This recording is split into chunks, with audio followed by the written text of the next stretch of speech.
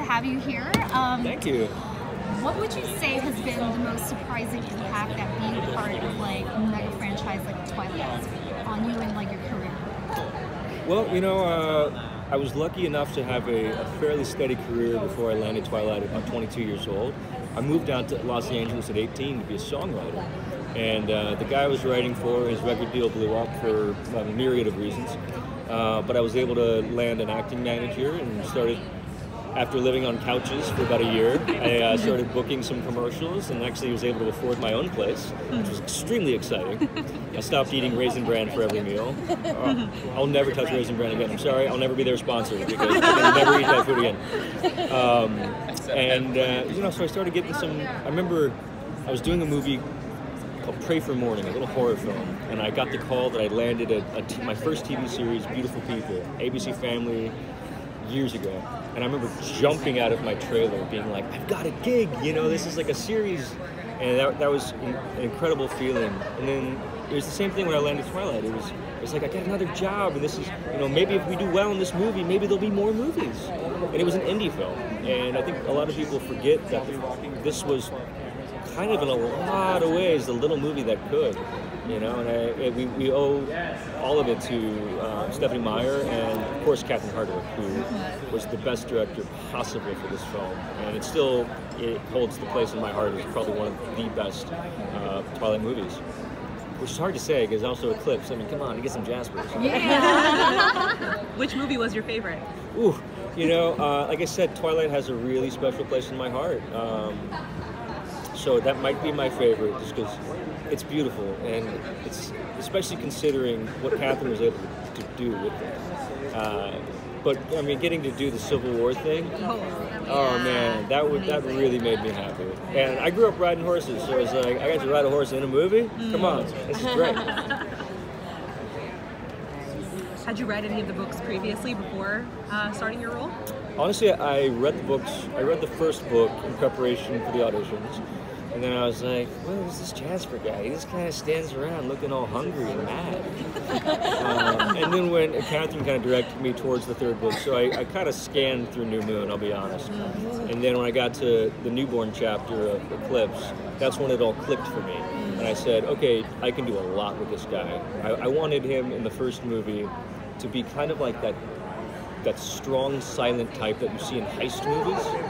Like that guy that's always kind of in the back, just, but at the very end of the movie, like says something kind of profound, and you're like, oh. And I hope, and I think I was able to achieve that over the course of 5 films. And we also see Jasper over the course of the movies really loosening up. And I think in Eclipse is in New Moon I smile. But yeah, so like it's very much kind of, this is a guy that it was a lot of fun to play, man, and it's really helped. Being able to be in a franchise that spanned over 5 films and nearly 10 years, it was really able to help me inform. Now every character I play, I have to have these major arcs, and even if it's not written on the page, I make sure that I work with the director or the writer, and we develop that arc. So I have a movie coming out called Heart Baby here in next month, and it's an incredible true story, but we still really worked that arc. And I had the guy I was playing, Doc, on set every day, and I had to make sure that when, you know, we were filming, I was like, okay, this is when you're first in prison. How was that? It's like, oh, you gotta be real hard, man, when you first get there. And then when you became kind of like the kingpin in a lot of ways of the prison, he was like, well, this is kind of when you can finally loosen up. And there was like a lot of moments. There's a moment in the film where I have to, it's shank or be shanked, and so I have to essentially kill this guy, and he walked up to me. He's like, "Man, are you okay?" I was like, "Yeah, man. No, I felt like it was a good scene." He's like, that wasn't like hard for you?" And I was like, and it clicked. I was like, "No, that was really hard for you. Are you okay?"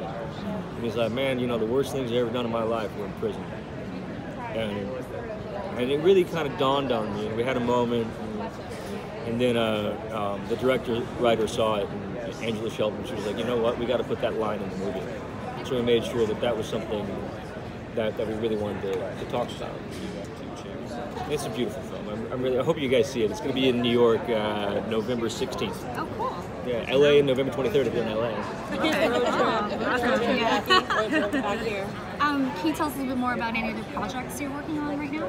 You have an album coming out. I have my first solo EP. It's going to be 6 songs.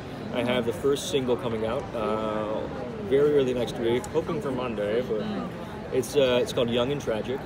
It was written. I started writing it when my old band, 100 Monkeys, broke up, and it was about the life that I didn't want to lead. The life of, drinking too much and being addicted to social media and really living not a healthy lifestyle.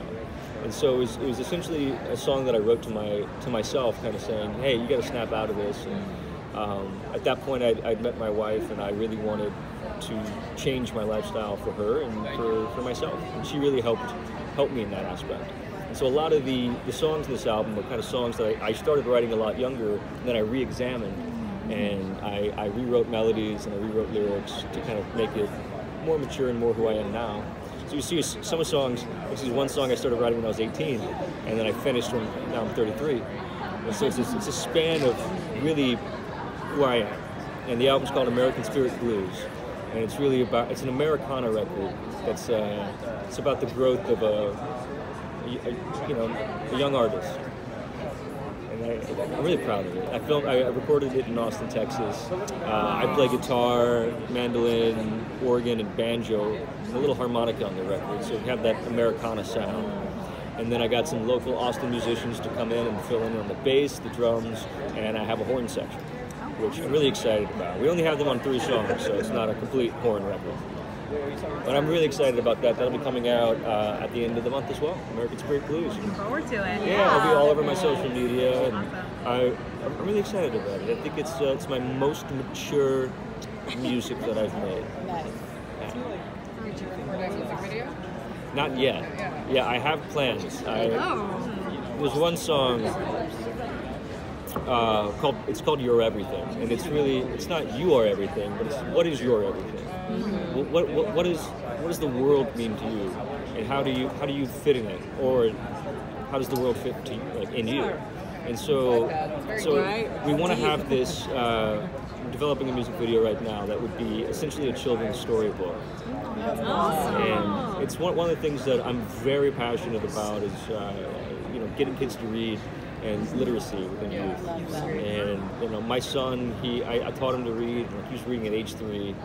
He's reading at like a 9-year-old level at 6 years old, and he's very passionate about books, and so am I. So I'm trying to get a little bit of that kind of vibe within a music video. Can't wait to see that. As book lovers. Yeah, right. Yeah, exactly. Yeah, well, I think it's really important. It's books, regardless how you read them on page or digital, right? They leave a legacy behind. Yes. And that's not something my sister's an artist in Portland. She's a sculptress. And when I was back in Portland with Catherine Hardwick, kind of revisiting her old stomping grounds, I went out with my sister a few nights, and we talked at length about legacy and about how, as artists, we're able to create something that will outlive us, and something for our children to really look up to. And my son loves being able to ask our little Alexa unit. So, Alexa, play Jackson Rathbone. And so he loves it. He's so proud, and I can see that light in his eyes. And so I've actually recorded an EP, a very small, like 3-song record with my kid. He named our band the Yes Nos. He wrote all the lyrics, and we recorded it in my home studio back in Los Angeles in like a day. All I did is I played guitar while he sang, one take, and then I had him double his voice, and then I went in and I filled in with drums and bass and piano. And he played harmonica. Wow, that's amazing. I know, he played Did he it just at pick the up same on time. it? And he's like, Yeah, well, I coached him a little bit because kids just pick it up and go, right. So you're gonna go up back and forth, Right. and that's all I did. And then he kills it on the He's on totally the record. gonna pick it up. I mean, He's it's got a this one natural. song where he alternates lyrics with the harmonica, so he sings and he plays and he sings and he plays. And because we did it all in one take, halfway through you can tell he's starting to lose breath. And he's saying one line and he missed the harmonica, so you hear him go sing, sing, sing. It's really adorable. So hopefully the Yes No's record will be out next year. We'll have to look at it on the website. Yeah. Awesome. Thank you so much. Thank you very much. Appreciate it.